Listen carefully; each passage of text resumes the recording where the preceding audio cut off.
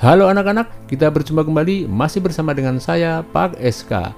Apa kabar kalian? Semoga kita semua selalu dalam keadaan sehat, kalian tetap semangat, selalu ceria dan terhindar dari wabah virus yang sedang melanda dunia. Kali ini kita akan belajar tema 8 subtema 1 pembelajaran ke-6. Siapkan buku dan alat tulis kalian. Sebelum pembelajaran, marilah berdoa menurut agama dan kepercayaan masing-masing. Semoga pembelajaran hari ini berjalan lancar dan menjadi ilmu yang bermanfaat. Aku tinggal di Jakarta. Jakarta adalah ibu kota negara Republik Indonesia.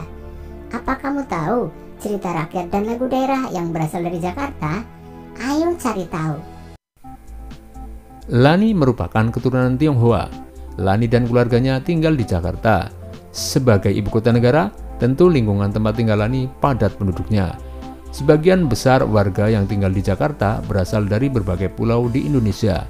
Mereka bekerja dan menetap di Jakarta. Selain penduduknya yang padat, di lingkungan tempat tinggal Lani juga terdapat gedung-gedung bertingkat.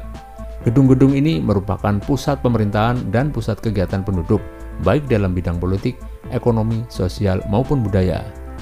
Sekarang, bagaimana keadaan lingkungan tempat tinggalmu? Ceritakan secara tertulis.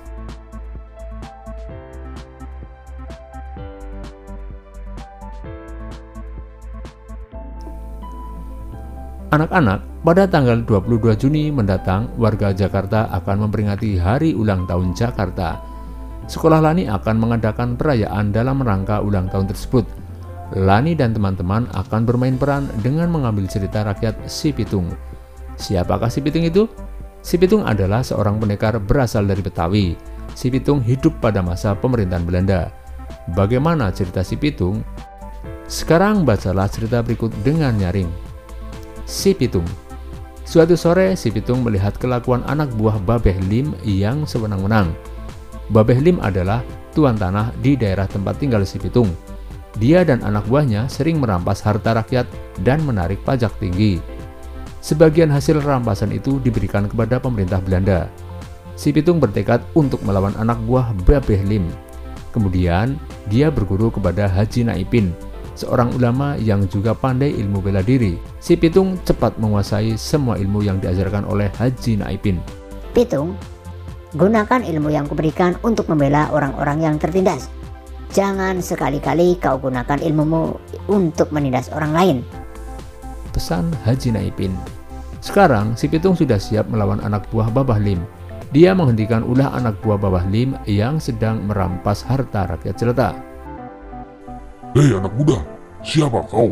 Beraninya menghentikan kami? Tanya salah satu anak buah Babah Lim. Kalian tak perlu tahu siapa aku. Yang jelas, aku akan menghentikan ulah kalian selamanya. Jawab Si Pitung. Anak buah Babah Lim menyerang Si Pitung. Namun, Si Pitung bisa mengalahkan mereka semua. Sejak saat itu, nama Si Pitung terkenal di kalangan penduduk. Si Pitung memutuskan untuk mengabdikan hidupnya pada rakyat jelata. Dia bertekad untuk mengambil kembali hak yang sudah dicuri oleh tuan tanah dan mengembalikannya kepada rakyat. Dia mengajak beberapa temannya untuk bergabung dengannya. Kelakuan Si Pitung tidak disukai oleh tuan tanah dan juga pemerintah Belanda. Mereka mengeluarkan perintah untuk menangkap Si Pitung.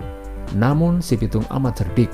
Dia selalu berpindah tempat sehingga pemerintahan Belanda dan juga tuan tanah tidak bisa menangkapnya. Karena kesal, pemerintah Belanda menggunakan cara licik. Mereka menangkap Pak Piun, ayah Si Pitung dan Haji Naipin. Salah satu pejabat pemerintah Belanda yang bernama Scott Hein mengumumkan bahwa jika Si Pitung tak menyerah, Pak Piun dan Haji Naipin akan dihukum. Si Pitung mendengar berita tentang penangkapan ayah dan gurunya itu. Kemudian, dia menghadap Scott Hein dan menyerahkan diri. Dia tak mau ayah dan gurunya menderita. Pitung, kau telah meresahkan banyak orang dengan kelakuanmu itu. Untuk itu kau harus dihukum tembak, kata Scott Hein. Kau tidak keliru, bukannya kau dan tuan tanah itu yang meresahkan orang banyak. Aku tidak takut dengan ancamanmu, jawab Si Pitung. Scott Hein benar-benar melaksanakan ancamannya. Si Pitung dihukum tembak. Hidup Si Pitung berakhir di ujung peluru. Namun, kisah kepahlawanannya tetap dikenang. Si Pitung, si pahlawan rakyat jelata. Identifikasilah cerita Si Pitung dengan menjawab soal-soal berikut. Apa jenis cerita fiksi teks berjudul Si Pitung? Berikan alasanmu.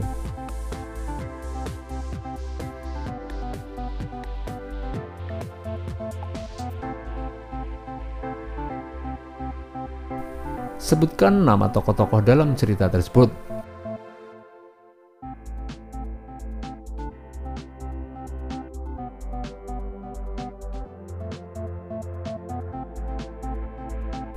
Sebutkan tokoh utama dan tokoh tambahan pada cerita tersebut.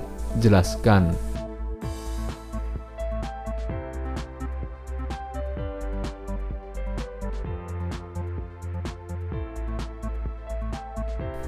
Sebutkan tokoh protagonis dan tokoh antagonis pada cerita tersebut.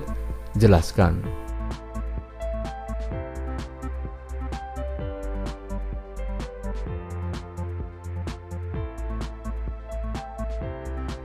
Selain bermain peran, Lani dan teman-teman juga akan menyanyikan lagu Kicir-Kicir.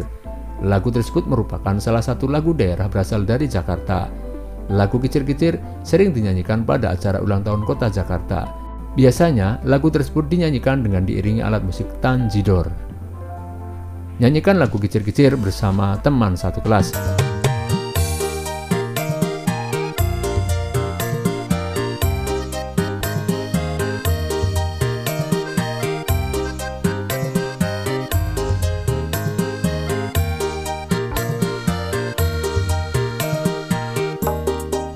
Kicir-kicir ini lagunya, lagu lama ya Tuhan dari Jakarta.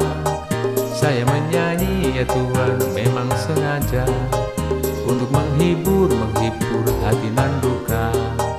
Burung dara, burung merpati, terbang cepat ya Tuhan tiada tara.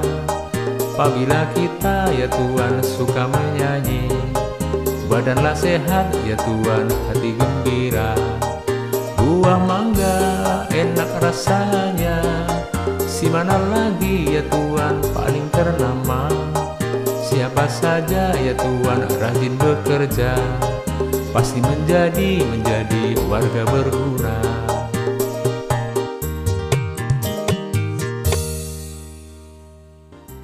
Demikianlah pembelajaran hari ini anak-anak. Marilah kita tutup dengan doa. Semoga yang kita pelajari bisa bermanfaat bagi kita semua. Jangan lupa jaga kesehatan badan, jaga kebersihan lingkungan, sehingga kita terhindar dari penyakit. Sampai berjumpa kembali pada pertemuan berikutnya. Dadah!